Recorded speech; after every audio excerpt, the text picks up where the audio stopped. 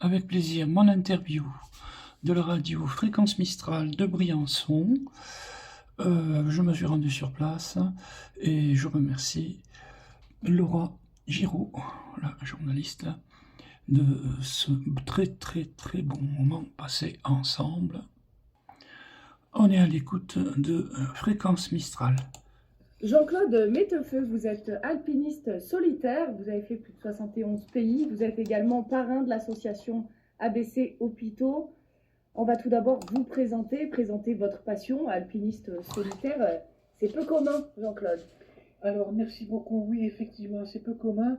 Et peut-être c'est quelque chose justement qui me rend très heureux, c'est ce côté-là que c'est pas banal, voilà. Mais sinon, c'est parti très jeune, puisque j'étais au lycée climatique à Briançon en classe de 5e à 13 ans, où j'ai pu avoir la chance d'apprendre à tenir sur des skis. Ensuite, comme j'ai grandi dans le sud-ouest, évidemment, j'étais en colonie de vacances souvent par mes parents dans les Pyrénées et dans les Alpes un petit peu. Et cette passion a vraiment pris son élan, on va dire, de façon solitaire avec l'alpinisme. Passion qui m'a conduit au fur et à mesure à gravir tout seul des courses que les gens normaux réalisent avec un guide ou des guides. Et ça m'a permis d'atteindre un nombre astronomique dans un sens, 500 courses comme ça en solitaire de niveau moyennement difficile. Alors il faut donner quelques exemples, hein, puisque j'habite à Chamonix depuis 35 ans maintenant. Le genre de course comme ça, je vais vous citer la traversée des Petits Charmozes, l'aiguille du Peigne, l'arrêt des Papillons, 25 francs solitaires. Plus haut en altitude, à 3800 mètres, la face sud des Ponts des Cosmiques, 120 mètres en granit verticaux, degré de difficulté 4 sup, mais en solitaire 25 fois. Et d'autres courses dans le même genre, très souvent répétées par moi-même. Et ça m'a vraiment, pour moi, c'est ma richesse de base, on va dire. Et ensuite, je me suis mis quand même à randonner très sérieusement aussi en solitaire. Alors après, ça part sur en randonnée 3 traversées des Alpes que j'ai pu vivre, une en 2010, une en 2011, une en 2012 que j'ai transformée ensuite en DVD. Je fais quelques conférences. Et on va dire qu'en 88, le Dauphiné libéré m'avait fait déjà un article quand j'avais atteint cette quantité de 500 courses d'alpinisme moyennement difficile en solitaire. Et ma passion ensuite a progressé avec quelques courses quand même plus difficiles qu'un niveau moyen, mais je n'ai pas arrêté. Et actuellement, je suis dans une phase, puisqu'il y a une dizaine d'années que je me suis mis à voyager en dehors de l'Europe, à gravir des sommets plus hauts que le Mont Blanc. Comment dire ensuite, si je récapitule un petit peu, ces 500 courses, on va dire qu'elles ont plus ou moins eu lieu, pas plus ou moins, mais entre 76 et 88. Ça a été 10 années dans lesquelles, chaque été, en camping sauvage, pour économiser mes sous, avec des petits boulots à droite à gauche, je vivais ma passion à Chamonix, dans mon coin tout seul dans la forêt. Ma richesse était mon sac à dos, mon petit matériel de montagne, ma tente et mon petit feu de bois au bord du ruisseau. Et de là, personne ne savait où j'étais. Le portable à l'époque, il n'y en avait pas. Déjà, en 78, 79, 80, les portables, non. Et donc, personne ne savait où j'étais, ce que je faisais. Les refuges, je n'avais pas le moyen de me les payer, ni d'y dormir, ni d'y manger. Donc, je partais chaque fois avec un sac qui faisait entre 15 et 20 kilos, dans lequel il y avait mon réchaud, ma nourriture, de quoi dormir et du matériel de montagne pour chaque course. Ce qui représente une corde qui pèse 3 kilos, quelques mousquetons, quelques pitons, un piolet, des crampons. Tout ça, ça pèse dans le sac. Et ça a duré une dizaine d'années. Et cette façon de vivre à Chamonix, je pense, j'ai passé 2 hivers entiers en camping sauvage à Chamonix. Ça, c'était volontaire aussi, pour m'endurcir au froid. Mais après, ça s'est bien passé, je n'ai pas souffert du froid. J'avais déjà quelques boîtes, enfin, quelques fabricants qui m'aidaient un petit peu en matériel, pas en argent. Donc, oui, ça se passait quand même assez bien. J'ai conservé des rapports quand même avec quelques fabricants, plutôt au niveau diététique, même actuellement, dans la suite de ma passion. Ça se passe bien aussi. Et puis, quand même, je partage maintenant régulièrement, quand je le peux, tout ça. À ma façon, oui. Alors c'est comme aujourd'hui, hein, une radio, ça peut être une télé, ça peut être un magazine ou un article dans le journal, quoi, ou quelques conférences. Je fais des livres de photos aussi pour ne pas les citer, j'ai des e-books sur Amazon, il y en a plus d'une quarantaine. Hein. Je précise, c'est de la photo avec quelques légendes sur les photos depuis que je voyage. puisque au niveau voyage, depuis 10 ans, j'en suis à 71 pays différents où j'ai mis les pieds et où j'ai fait quand même des randonnées aussi. Et je continue avec cet esprit d'aventure, de découverte aussi bien des paysages quand je voyage que des gens que je peux rencontrer. Et ABC Hôpitaux m'avait envoyé en mission humanitaire l'an dernier, en début d'année, à Haïti, qui malheureusement vit une situation catastrophique assez grave, même grave d'ailleurs. Et là, on a aidé, j'ai pu aller sur place là-bas, envoyé par l'association. Je me suis posé en République dominicaine et en Haïti, on a pu aider 50 familles à se nourrir. Ah oui, ça c'est l'association bénévole de clowns ABC Hôpitaux. Et ensuite, dans l'immédiat, comment je vois la suite, j'ai eu une période, oui, dans laquelle, entre 2000 et 2008, dans les Alpes, dans tous les sens, j'avais réussi à atteindre 10 000 km en 7 ans parcourus, à pied en ski de randonnée, dans les Alpes d'Europe. Alors, donc, aussi bien en Suisse, en Italie qu'en Autriche qu'en France. Et là, j'en avais tiré un film qui est toujours pas finalisé, tellement à l'époque, je filmais avec un caméscope. Hein. Et donc, j'ai encore conservé tous les cassettes VHSC. J'en ai un carton qui est plein, il y en a 40 dedans. Et là, il y a un monstre travail que je dois réaliser déjà par moi-même pour ensuite pour le proposer au public, enfin à des gens. Mais sinon, c'est un plaisir pour moi de vivre tout ça parce que dans ma vie, dans le monde du travail, je me suis rapidement aperçu que je me sentais souvent exploité et ça, j'ai eu du mal à le supporter, à l'accepter. Et j'ai trouvé cette solution pour moi en réfléchissant, plutôt que de devenir méchant sur un chantier ou dans le monde du travail, ce qui commençait déjà, malheureusement à être le cas. J'ai dit, ben, je préfère encore être avec nous, comme manger sur un chemin de montagne et faire du mal à personne. Quoi. Même si ça me rapporte moins qu'un salaire à la fin du mois. Alors je vis ce côté-là de ma vie depuis longtemps, depuis 88. Hein. Ça trotte dans ma tête sans arrêt. Mais c'est venu grâce à la lecture de Roger Frisanroche, premier de cordée à 13 ans sur le lycée climatique à Briançon. C'est mes parents qui, pour mon anniversaire, m'avaient offert le livre d'Artaud, avec des photos noir et blanc très jolies, un livre assez gros. Et je dévorais ça, et c'est une seule photo du livre qui m'a fait déclencher dans ma tête à 13 ans. Plus tard, je ferai ça. Et en l'occurrence, c'est une photo de deux gars en train de faire de l'alpinisme pour encorder. Et c'est parti comme ça, le vrai déclic. Quoi. Mais alors après, moi, j'ai pas. Disons qu'ensuite, moi, j'ai quand même fait du ski, de piste, comme tout le monde. Mais l'alpinisme, je l'ai commencé tard. J'ai commencé finalement en solitaire à 20 ans. Et en autodidacte? Ah oui, ça complètement. Alors là, complètement. Oui, absolument. Le seul sommet de 6000 mètres au Pérou où je ne suis pas parti seul, on était 9 dans l'équipe. Figurez-vous que c'est un sommet on était 9 et qui m'a coûté 90 € pour être accompagné et y aller. Alors 90 € en France, même avec ça, on va pas au Mont Blanc, avec un guide. Oui. On a loin d'y aller là. Oui, mais enfin voilà. Alors maintenant, je ne vois pas la vie forcément. Oui, je rêve toujours au niveau de l'aventure de faire des choses qui sortent de l'ordinaire, mais c'est pas pour me dire en premier d'épater la galerie ou qui que ce soit en dehors de moi-même. C'est ma nature qui est comme ça, qui a besoin de se faire des émotions. J'allais presque dire, et j'essaye de les trouver par moi-même, ces émotions, et les projets aussi, quoi. Alors je dis un petit peu comme tout le monde, je regarde des autres choses, d'autres personnes qui vivent quand même des choses en montagne et tout, mais à un moment donné, je sens que c'est important de trouver par moi-même l'endroit, comment m'y prendre pour y parvenir. Et là, vous repartez? Eh ben, il n'y a aucun problème, normalement. Je pensais partir à l'Arara ce mois-ci, qui est le plus haut sommet de Turquie. J'ai été en Arménie aussi, hein, donc depuis Erevan en Arménie, où j'avais passé 10 jours, on voit très bien l'Arara, sauf que les 10 jours que j'ai passés, le temps n'était pas favorable, donc je ne le voyais pas. Et il est tout à droite de la Turquie, il fait 5100 et quelques mètres, et je sais que fin octobre, il peut déjà y avoir la neige. Alors j'ai pas envie de perdre mes sous fin de ce mois-ci, parce qu'on est déjà début octobre, et louper l'Arara, parce que le coût de l'avion, tout ça. Je pense que je vais le reporter à l'été prochain, où normalement tout le monde va à l'Arara en été, et là ça ne sera pas à cause de la neige. Et à la place, peut-être que le mois de novembre, je pense que le mois prochain, le nouveau pays que je vais faire, c'est encore un nouveau pays au Moyen-Orient qui risque d'être compris entre l'Iran et l'Arabie Saoudite, un tout petit pays. Oh mon Dieu, ça va me revenir, excusez-moi. Mais dans un pays d'ailleurs qui n'a pas d'eau naturelle, à l'état naturel. L'eau qu'il y a dans ce pays, il n'y a aucun ruisseau qui coule. je suis obligé de regarder ça une seconde, qui s'appelle, excusez-moi d'avoir un trou comme ça, en parlant, ça y est, je l'ai retrouvé, qui s'appelle le Koweït. Voilà, je l'ai retrouvé. Mais sinon, j'ai été quand même en Amérique du Nord, j'avais fait au Canada 15 jours en stop, 200 km de stop tous les jours, en campant dehors à l'automne au Canada. Donc j'avais quand même découvert le Canada en 15 jours comme ça en stop, 3500 km de stop en 15 jours.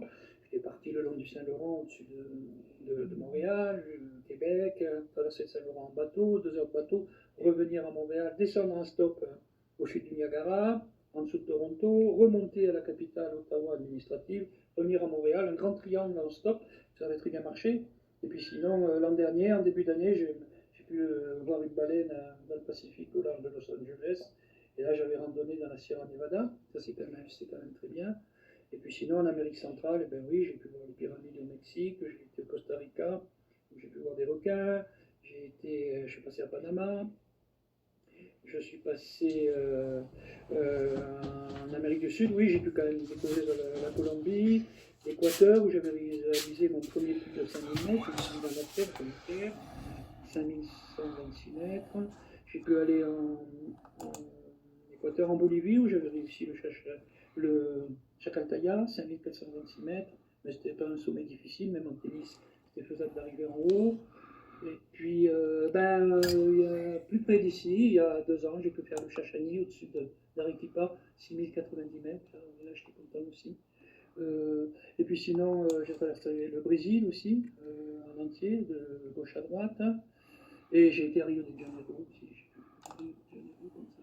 C'était l'hiver, il faisait 30 degrés, donc même on pouvait se baigner tous les jours pour Rio. Sinon, ça c'est l'Amérique du Sud. Mon vœu en Amérique du Sud, ça serait de descendre tout en bas, donc découvrir un peu tout le bas du Chili et de l'Argentine, et éventuellement réussir la Concagua qui fait presque 7000 mètres. Mais là, ce sont des sommets tout seul. C'est pas que c'est pas possible, mais ça demande une autonomie quand même de plus d'une semaine, et entre la nourriture, etc., il faut là, pas évident. Mais sinon. Un gros sac. Il faut un gros sac. Et sinon, dans le même genre de choses qui me motive, ça serait d'aller au Pic Lénine, qui maintenant s'appelle plus Pic Lénine, mais qui fait 7100 mètres, et qui est dans un tout petit pays, le Tadjikistan. Et alors lui, c'est pareil, hein, c'est un glacier qui est important. Sinon, j'ai même été en Russie, et là, tout seul en Russie, je me suis offert avec le départ en Géorgie, le Kazbek, 5045 mètres glaciaire, mais un vrai grand glacier quand même. Et là, ça, je l'ai réussi tout seul en entier. Au sommet, il n'y avait absolument plus personne. Et c'est un très bon souvenir. J'avais bivouaqué à 3500 mètres, j'étais en autonomie, j'avais ma nourriture, mon sac de couchage. J'avais pas la tente, mais ça s'est bien passé. Et le sommet, tout le départ se faisait depuis la Géorgie, mais là, toute l'arrivée au sommet, on passait derrière, et là, j'étais en Russie. Là, j'étais en Russie, et je suis redescendu en Géorgie, mais enfin, j'ai été quand même. Tous les pays d'Europe, j'y suis allé aussi. Je suis allé même, comment ça s'appelle, Chisinau, je crois que c'est la Moldavie, ça touche la Russie, mais là, j'y étais. Oui, tous les pays d'Europe, j'ai été, oui, les pays baltes, les pays nordiques. Hein. J'ai marché sur le glacier du Vatnajökull en Islande, qui fait 140 km de long, ce glacier. Donc c'est la distance Chamonix-Grenoble, c'est un glacier. Donc là, et pourtant, c'est un pays tout petit, l'Islande. Hein. Et bien, ça n'empêche pas d'avoir un glacier de 140 km sur une île qui n'est même pas un département français. Là, j'ai marché sur le bas. Mais pas jusqu'en haut, parce qu'en haut du glacier, il y a le volcan du Vatnajökull, mais qui est glaciaire finalement. Et là, il y a pas quelques années en arrière, il s'était manifesté et ça avait perturbé vraiment sérieusement les avions. En fait, j'ai un très bon souvenir de l'Islande. Et tous les pays, même la Suède, la Norvège, la Finlande, j'ai été quand même aussi. Les pays baltes, oui, Lettonie, l'Estonie, oui, j'ai été. Et puis en Grèce, j'avais réussi aussi le Scala, qui est le voisin de l'Olympe, qui est presque aussi haut, qui est à côté. De Grèce, j'ai été 2 fois, oui. Oui, à Chypre, j'y ai été. Et donc, les derniers voyages les plus récents, le Sénégal, il y a cette année. Oui, là, j'ai rien fait de spécial. Avant, j'ai voulu découvrir, le voir en vrai, à quoi ça ressemblait d'aller une fois dans sa vie à Dubaï. J'y suis allé, j'ai pu regarder les 700, 800 mètres de la Burj Khalifa, la plus haute tour du monde, là. Bon, c'est assez impressionnant, quoi. Mais bon, j'étais allé là comme ça, hein, pas spécialement, il n'y avait pas de montagne à faire, quoi.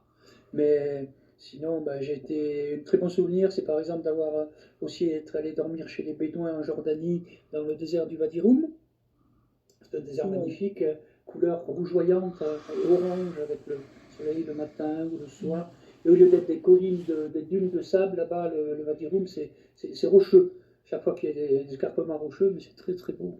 Alors oui, j'étais allé là-bas. Et puis j'étais à Petra, le fameux gorge, c'est connu, Petra en Jordanie aussi. Là, j'ai pu découvrir Petra, le site de Petra. C'est un sillon dans la montagne, très très haut. Vous êtes de côté, vous avez 200 mètres de paroi et vous êtes dans un où passent les piétons dans 10 mètres de large sur une distance. Oui, c'est très joli, en Jordanie. J'ai un bon souvenir en Jordanie. J'étais en Israël 2 fois. J'avais commencé à apprendre des rudiments d'hébreu, histoire d'être capable de dire bonjour aux gens quand même. Et bon, ben là, il n'y avait rien de spécial. Mais Israël, j'ai quand même le souvenir, la première fois que j'ai débarqué, enfin, du moins à Jérusalem, et je m'étais posé à Tel Aviv. 1 heure après, j'étais à Jérusalem pour rejoindre mon hostel, parce que mon style de vie, c'est quand même des fois carrément d'être complètement autonome, hein, d'être capable de dormir dehors, s'il le faut. Hein, ou de découvrir, dormir chez l'habitant. Oui, mon style de vie, c'est maintenant, j'ai compris ce que c'était, je ne le connaissais pas à l'époque, maintenant je sais ce que c'est, les hostels. Les hostels, si vous voulez, c'est un coin dortoir, avec un coin cuisine. Donc on peut amener ses provisions, se faire sa cuisine. Là, on est dans un dortoir, donc on n'est pas tout seul, mais c'est des prix complètement raisonnables. Il y en a un peu partout maintenant, pas partout, mais il y en a quand même. Et c'est toujours entre 10 et 20 euros, quoi.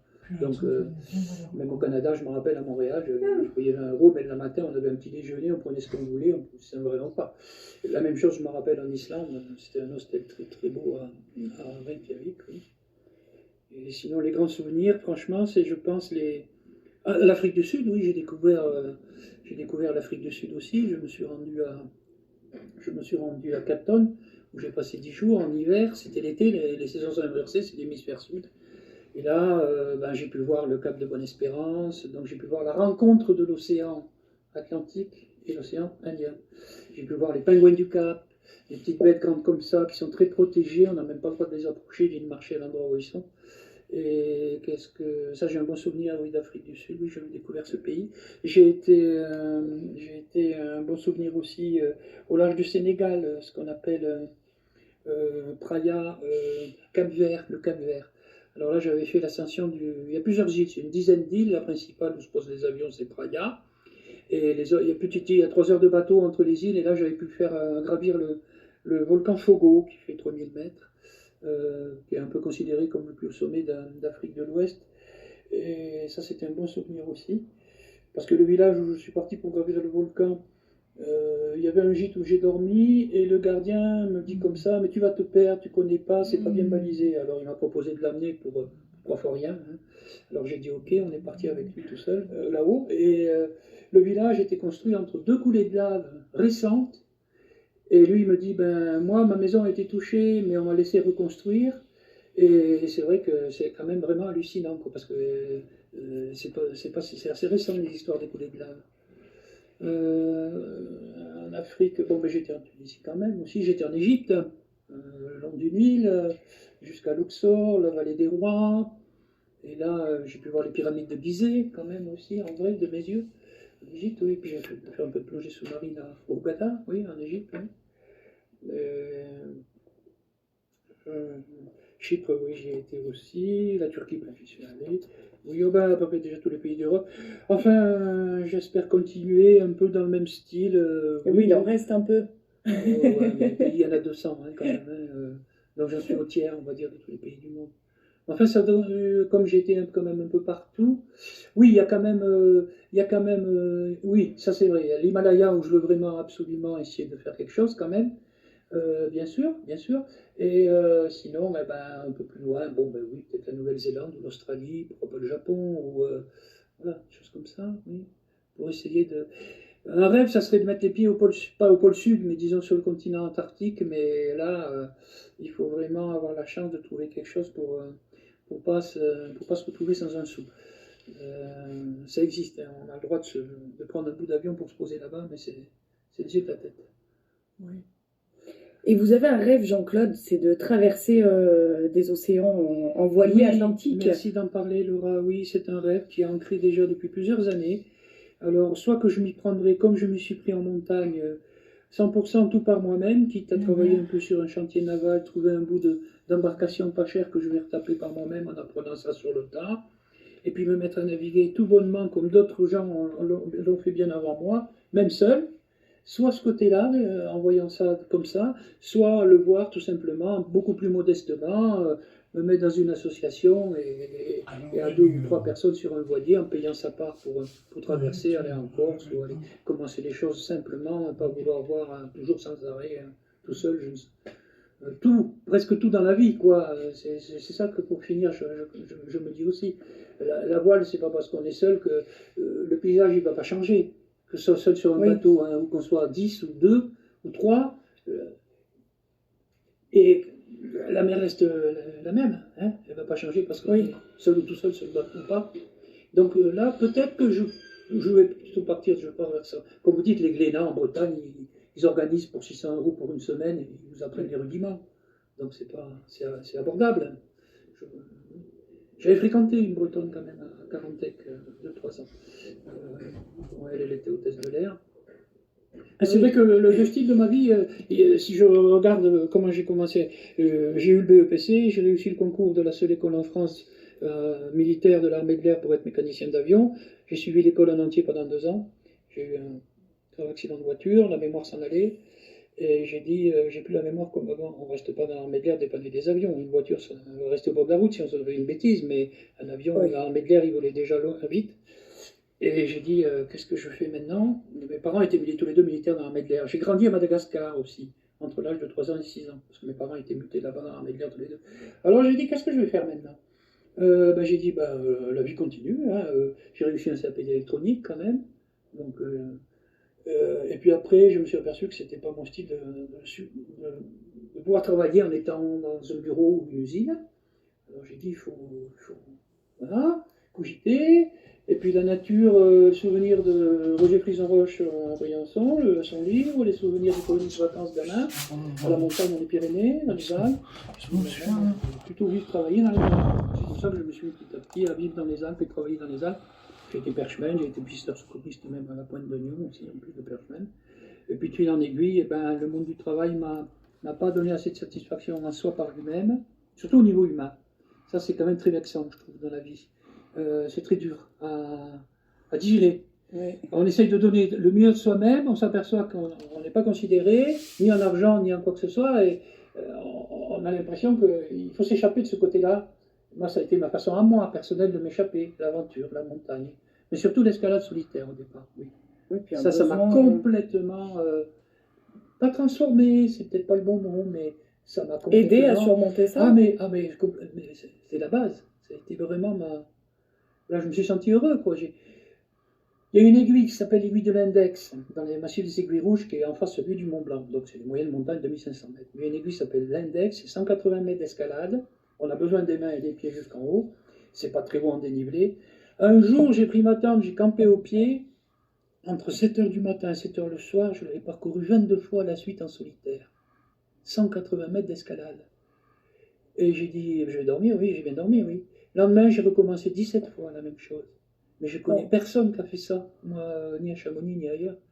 Et j'avais fait un record de dénivelé, mais ça remonte, ça c'était en 76, 77, donc c'est très loin derrière. Et n'empêche que j'avais vécu ça. Et je l'avais dit à personne à l'époque. J'ai dit, j'étais content, tout ça, j'étais tellement content en moi-même. Disais, oui, vous ne partagiez pas forcément. Mais à cette époque-là, j'ai dit, oui, il n'y a pas que cette aiguille, évidemment. Alors après, j'ai continué à grimper comme ça en solitaire, sans chercher qui que ce soit. Alors évidemment, j'ai atteint un nombre de courses important, oui, bien sûr. Mais tout en étant moyennement dit, j'ai quand même fait la version d'Aiguillère en solitaire. J'avais rencontré Pascal Bessière, qui était en vacances pendant 1 mois. Je lui avais tout offert, sac de couchage, sac à dos, même un appareil photo. On a fait avec elle 22 courses, qui sont des vraies belles courses d'alpinisme, qui coûteraient, ça c'était avant l'euro, donc c'était en francs, qui auraient coûté chacune 1000 francs. En 1 mois, on a fait 22 courses. Wow. Et Pascal Bessière n'avait presque jamais rien fait en haute montagne. On a fait le Grépon, lié avec le Colas Spencer, la traversée des arêtes de Rochefort, la Dent du Géant, la Kufner au Mont Maudit, qui est une voie difficile côté italien, sur le Mont Blanc, sur le Mont Maudit, voisin du Mont Blanc, et d'autres.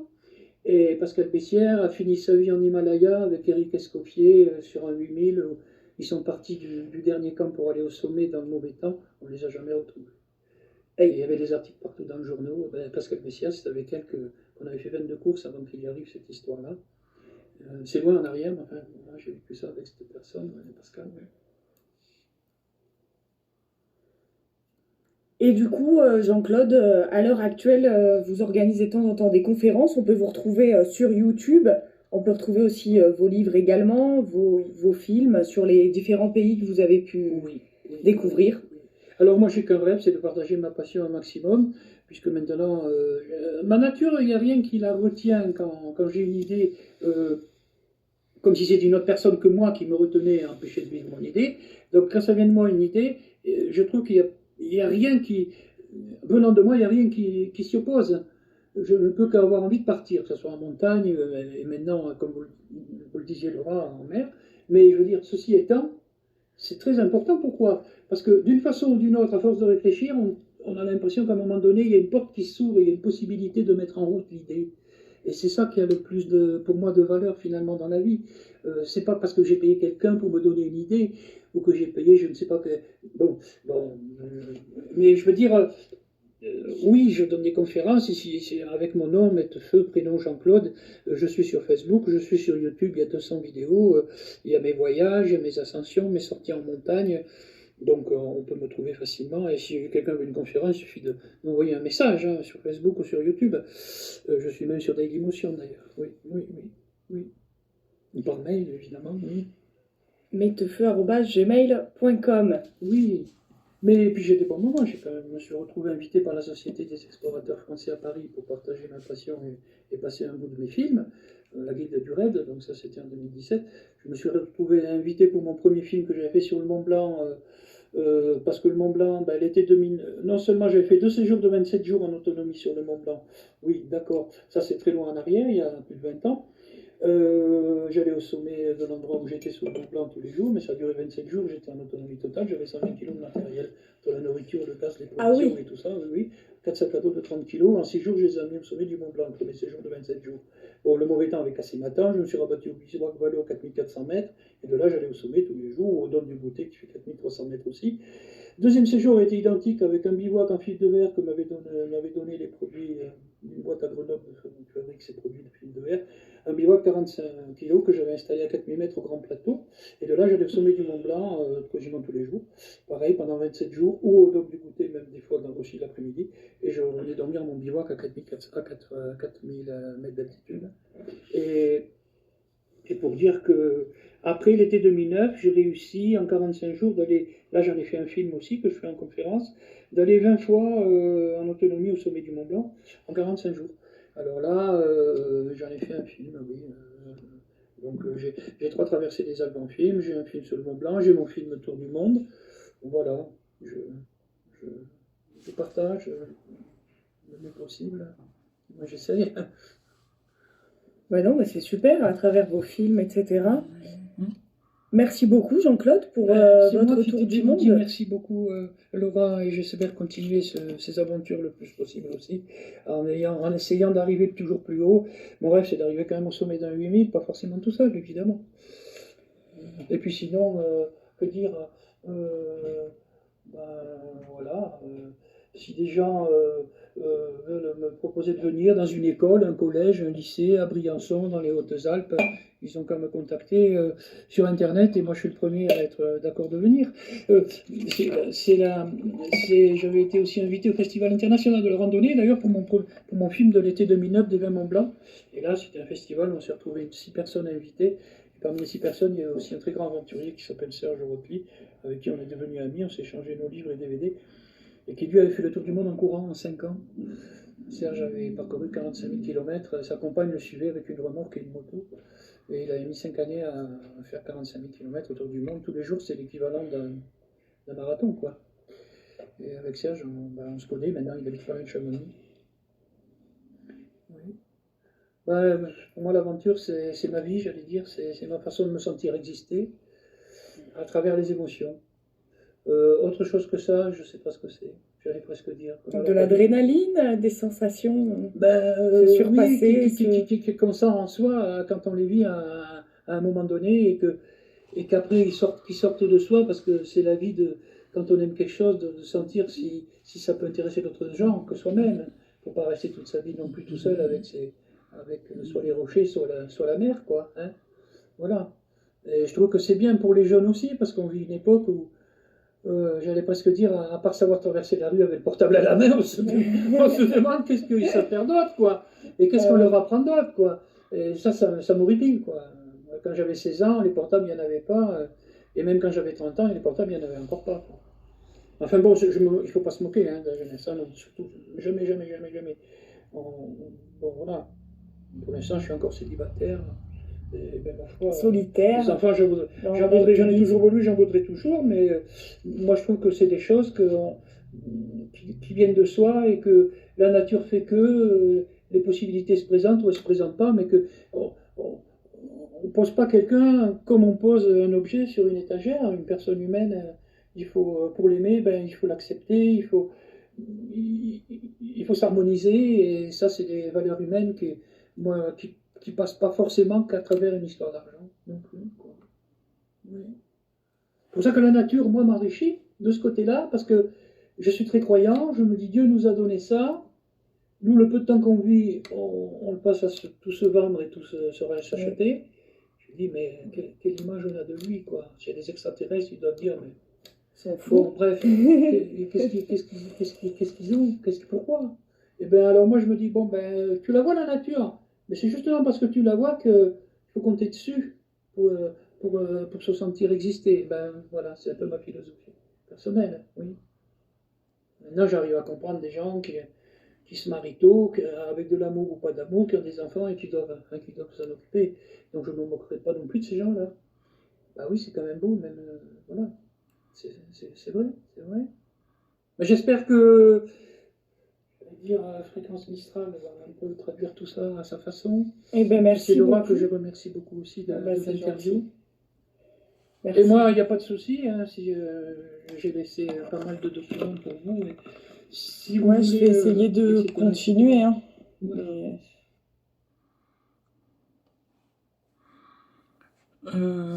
Voilà. Je pense que vous avez apprécié parce qu'il y en a pour une demi-heure.